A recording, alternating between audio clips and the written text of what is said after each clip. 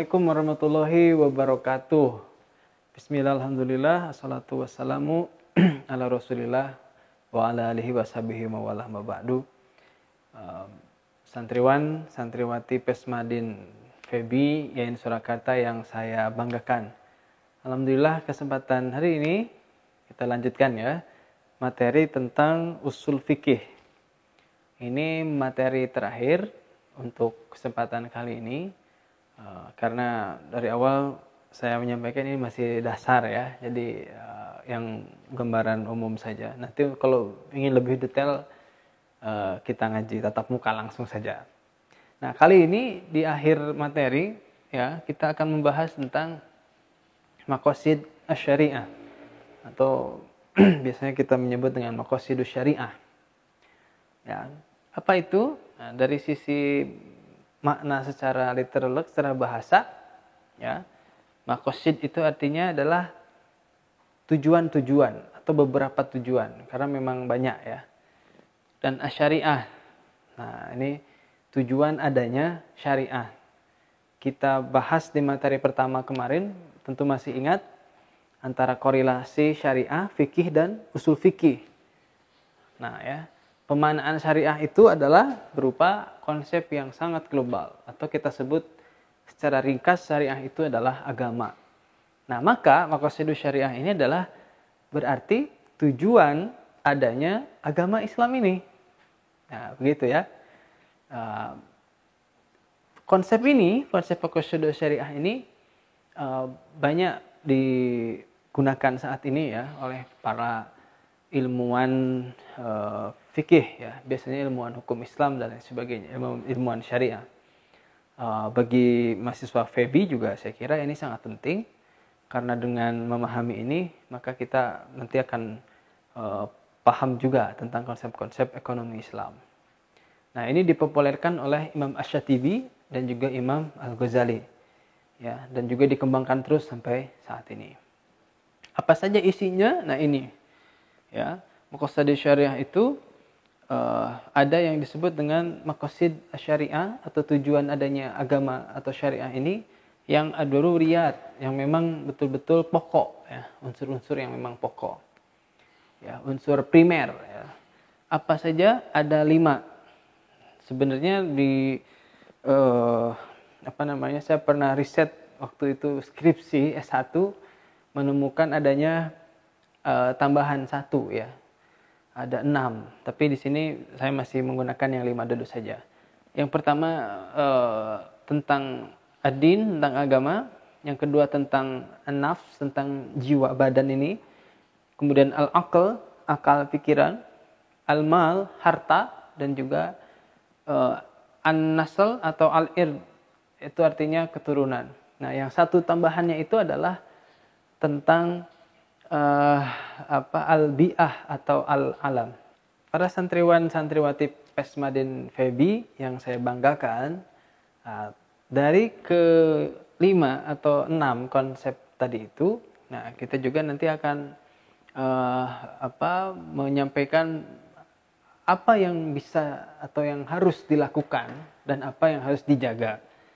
Ya, nah kalau biasanya maqasidus syariah itu kan lebih kepada penjagaan ya, hifdzu.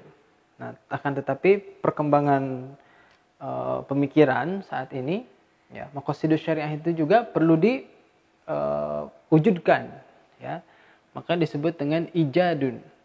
Ada hifdzu, ada juga ijad. Nah, itu yang penting untuk kita lakukan ya. Baik, yang pertama ada yang disebut dengan agama. Ada kebagi 2 ya. Agama itu harus dijaga dan juga agama itu harus diwujudkan.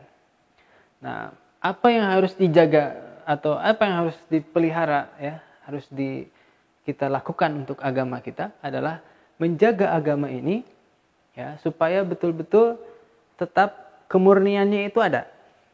Ya. Masih ingat konsep rukun agama yang saya sampaikan di awal? Nah, itu adalah salah satu bentuk menjaga agama kita.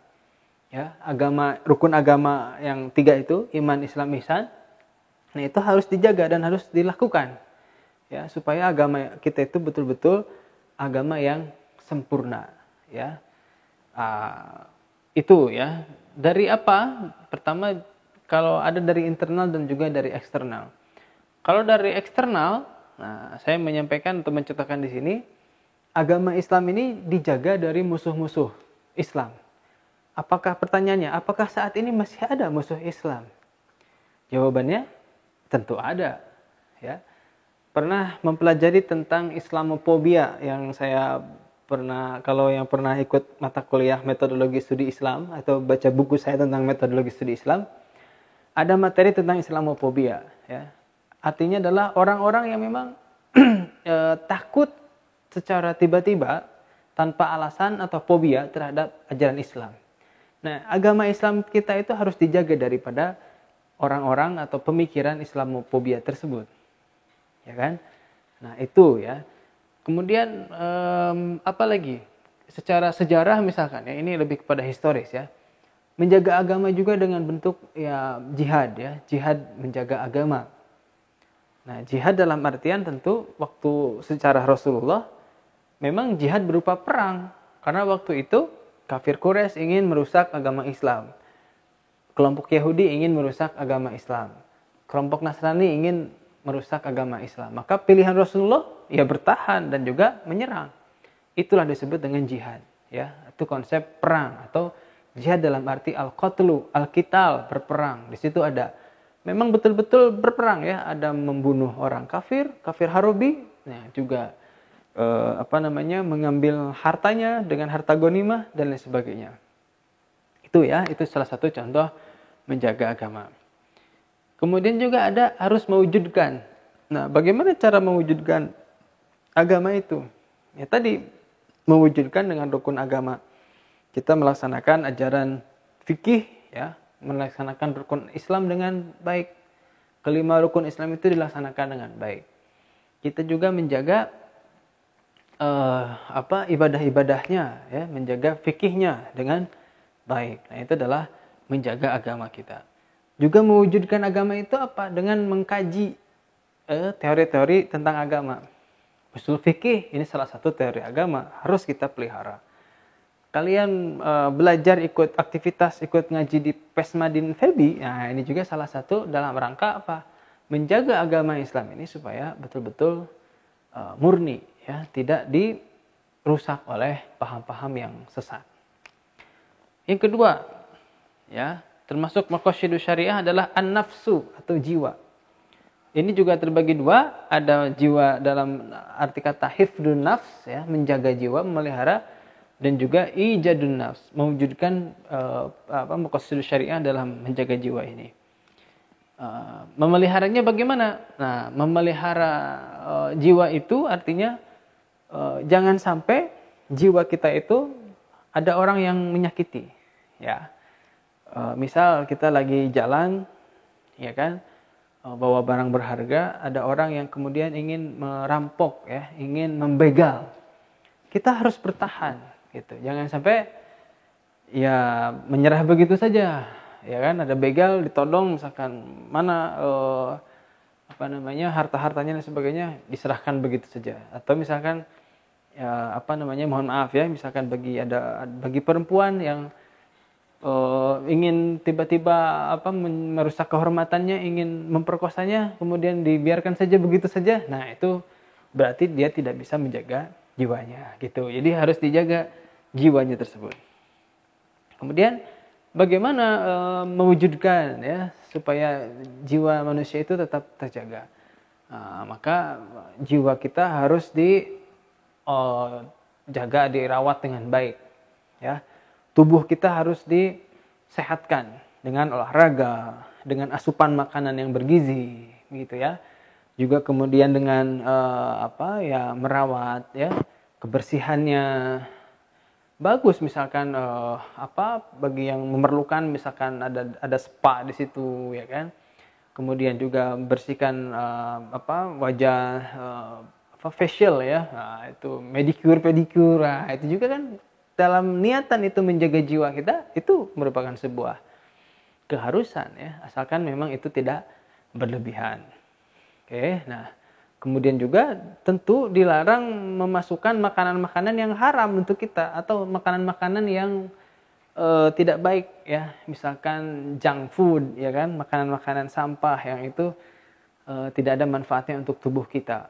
Nah, maka asupanlah makanan-makanan yang bergizi untuk tubuh kita. Itu ya, menjaga jiwa. Kemudian ada juga akal, ya, menjaga akal. Apa itu bentuk hifdunya dan bentuk ijadnya? Hifdul akal berarti kita harus menjaga akal secara fisik ini dari hal-hal yang merusak akal. Apa itu yang merusak akal secara fisik? Nah, contohnya adalah mengkonsumsi obat-obat terlarang, ya, narkotika, ya kan, narkoba, nafsa dan sebagainya. Itu adalah termasuk yang bisa merusak jaringan sel-sel otak kita. Nah, maka itu hukumnya haram ya, dilarang untuk mengkonsumsi zat-zat yang berbahaya bagi akal kita. Secara eksternal atau secara akal secara substansi ya, itu juga harus kita jaga. Misalkan jangan sampai ada pemikiran-pemikiran sesat yang masuk ke kita. Oke. Ada misalkan pemikiran yang berbahaya seperti apa? Contohnya liberalisme, sekularisme misalkan gitu ya. Komunisme. Nah, isme-isme itu yang berbahaya, yang sesat, jangan sampai masuk kepada kita. Terorisme, ya kan? Radikalisme, liberalisme, nah itu juga tidak boleh masuk ke dalam otak kita. Dipelajari boleh, silahkan, tetapi jangan sampai itu menjadi sebuah pemahaman yang kemudian menjadi yakin kita lakukan. Itu adalah menjaga akal kita. Oke. Nah, bagaimana mewujudkan itu? Nah, berarti adalah bagaimana cara agar akal kita itu tetap sehat. Ya kan, akal sehat. Nah, maka berikanlah asupan ilmu-ilmu, materi-materi ya yang memang menyehatkan akal kita. Jangan sampai tadi memasukkan ilmu-ilmu yang tidak sehat gitu. Pesmadin Febi, ini adalah salah satu cara agar ilmu yang kita serap di akal kita itu adalah ilmu-ilmu yang sehat tentunya. Yayan Surakarta, Febi ya, ini adalah salah satu bentuk itu. Itu jadi menuntut ilmu, mencari ilmu dari ahlinya, dari sumber yang terpercaya, itu adalah salah satu bagaimana ijadul akli, ya, atau juga hifdul akal, menjaga akal kita. Itu termasuk maqasid syariah. Selanjutnya tentang harta. Nah, ini ya lebih ke materi, al-mal. Sama ada hifdu, ada ijad. Hifdul mal, ijadu hifdul mal. Kalau menjaga harta, tentu tadi ya, hampir mirip dengan contoh menjaga jiwa yang saya sampaikan tadi. Kita punya harta, ya, punya handphone, punya uang, punya laptop misalkan, tiba-tiba di jalan ada yang mau mengambilnya, ada yang mau mencurinya, membegal. Apa yang kita lakukan? Ya lawan gitu ya. Jangan sampai dibiarkan begitu saja, karena kita wajib menjaga harta kita. Karena bisa jadi begalnya itu hanya gertakan misalkan ya, bukan begal profesional ya, sekali kita lawan kabur. Nah, bisa jadi begitu. Tapi kalau langsung menyerahkan diri tanpa kita menjaga harta kita, wah itu kan eman-eman sekali kan, akan sia-sia. Itu menjaga harta dari eksternal. Dari internal juga sama. Berarti kita gunakan harta kita itu untuk hal-hal yang bermanfaat. Ya. Kita punya materi, kita punya harta, lakukan untuk bermanfaat untuk kita dan juga orang lain. Mari bersedekah, ya kan, untuk yang membutuhkan. Mari kita berderma, kita berinfak, ya, wakaf. Sudah waktunya zakat, bayar zakat. Itu adalah sebuah kewajiban. Nah, itu menjadi hifdul mal. Dan juga jangan sampai harta yang kita terima itu dari harta-harta salah, ya, harta-harta haram. Misal jangan sampai harta kita itu dari hasil korupsi. Jangan sampai harta kita itu dari hasil mencuri, suap, nepotisme misalkan, atau gratifikasi. Nah, itu tidak boleh ya. Jadi harta kita harus betul-betul halal. Oke. Bagaimana cara mewujudkan itu? Nah, alhamdulillah salah satu solusi terobosan terbaik dalam maqasidus syariah, hifdul mal dan ijadul mal adalah adanya lembaga pendidikan yang membahas tentang ekonomi Islam. Ya. Alhamdulillah, FEBI YN Surakarta menjadi salah satu bagian penting untuk mewujudkan bahwa kita betul-betul mewujudkan penjagaan ekonomi ini supaya betul-betul halal, yaitu dengan konsep ekonomi Islam atau ekonomi syariah. Ya, maka beruntunglah kita semua kalian yang menjadi santri Pesmadin, menjadi mahasiswi FEBI ya, AKS, MBS, PBS, itu adalah salah satu bentuk bagaimana kita mewujudkan harta yang Islami ya, harta yang syariah. Terakhir tentang maqasid syariah adalah al-nasl atau al-ird. Kita menjaga harta kehormatan ya, menjaga keturunan, menjaga kehormatan kita. Menjaganya, hifdulnya berarti apa? Jagalah kehormatan diri ini dengan tampilan-tampilan yang baik ya, tampilan-tampilan yang tidak mengundang orang lain untuk melecehkan kehormatan kita, terutama yang perempuan nih, santriwati ini ya. Berarti apa? Yang menurut survei ya kan, atau survei teman kalian yang laki-laki itu ya, bagaimana sebab akibat seorang laki-laki itu misalkan mempunyai pikiran untuk melecehkan kehormatan perempuan, ya kan? Biasanya adalah karena memang si perempuannya itu yang kemudian mengumbar auratnya kepada publik, kepada orang lain, sehingga ada orang untuk memberikan kesempatan ya untuk berbuat jahat. Seperti Bang Napi kan gitu kan bilang ya, bahwa kejahatan itu bisa jadi karena ada kesempatan yang dibuat oleh si korbannya itu. Nah, maka bagi menjaga kehormatan itu, bagi perempuan, pakailah pakaian yang tidak mengumbar aurat. Jangan ketat, ya kan? Jangan transparan. Para santri putri saya kira nggak begitu ya. Kalau santri putra, sama juga. Jadi jangan sampai santri putri mengumbar auratnya atau memakai pakaian-pakaian yang ketat. Pakailah pakaian-pakaian yang syar'i. Banyak saya kira sekarang fashion yang kemudian memberikan model-model pakaian syar'i tetapi juga modern ya. Nah, banyaklah. Selanjutnya menjaga keturunan juga adalah tentu menjauhi zina. Ini juga sama. Jadi ayat yang tadi saya sampaikan, wala taqrabu zina, janganlah kita mendekati zina, itu salah satunya bentuk supaya menjaga kehormatan perempuan, ya kan? Karena dari hasil zina tersebut, yang paling banyak dirugikan tentu adalah perempuan, ya kan? Kalau laki-laki, mohon maaf ya, nauzubillahi min dzalik, habis berzina bisa jadi kemana-mana tidak ada tandanya ya. Tapi kalau perempuan, misalkan setelah zina, kemudian dia hamil, jelas yang ada tandanya kan perempuan. Yang rugi siapa? Perempuan tersebut, keluarganya, masyarakat sekitar, lembaga pendidikannya, misalkan ya, nauzubillah min dzalik ya. Tapi laki-laki, ya bebas-bebas saja karena dia tidak punya tanda dari hasil zina tersebut. Nah, itulah mengapa zina itu betul-betul haram. Jadi hifdul nasab, hifdul nasl, hifdul ird adalah dilarang berzina. Nah, bagaimana cara mewujudkan itu? Nah, ya ijadahnya adalah mensyariatkan pernikahan yang halal, ya kan? Maka kalian yang sudah punya hasrat misalkan ya, boleh santriwan-santriwati saling kemudian suka berjodoh, ya kan? Justru bagus ya, nanti santriwan dan santriwati FEBI misalkan berjodoh, alhamdulillah sekali, ya kan? Anak soleh ketemu dengan anak solehah, santri soleh ketemu dengan santriwati solehah.